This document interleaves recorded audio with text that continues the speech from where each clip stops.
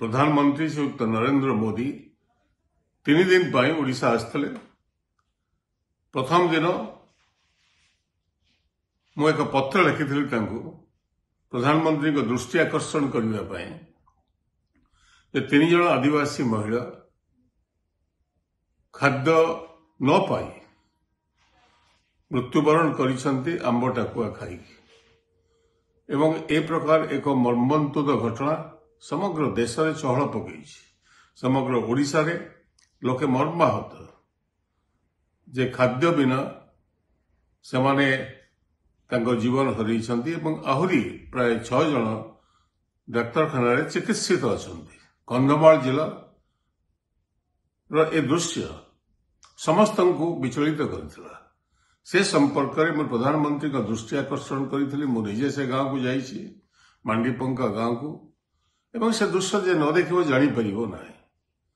राज्य सरकार के पक्षरु कहगला जे चाउल दिया है किंतु एक्चुअली चाउल दिया जाई नथिला। नवेम्बर 2 रे अक्टोबर चाउल तांको जहा तांकर हक थिला ताको दिया गला, मासे डिले करा गला। चाउल नथिला एवं तीरोट अंचल कामधंदा नाही, एनआरजीएस काम नाही, डाक्तरखाना से 120 किलोमीटर दूर एवं यही अवस्था रे लोके सेठी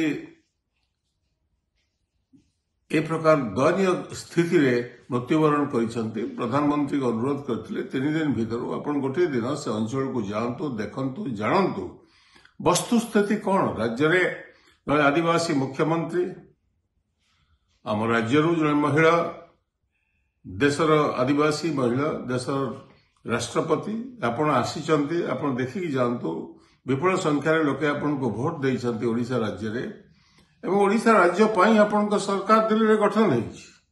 ये होछि आपण को दायित्व से राज्यर स्थिति संपर्क में जानिया पाई। आपण गले नहीं, नीरव रहिले एवं मु आशा करूथली आपण अंत भुवनेश्वर रे ना राज्यपाल को पचारि पाई थांते, मुख्यमंत्री को पचारि पाई थांते। राज्यपाल का दायित्व थिला संविधान सम्मत जे आदिवासी अंचल शेड्यूल एरिया कंधमाल जिला एवं से अंचल ले कौन हेछि न हेछि आपण जानिबा होछि आपण गुरु दायित्व।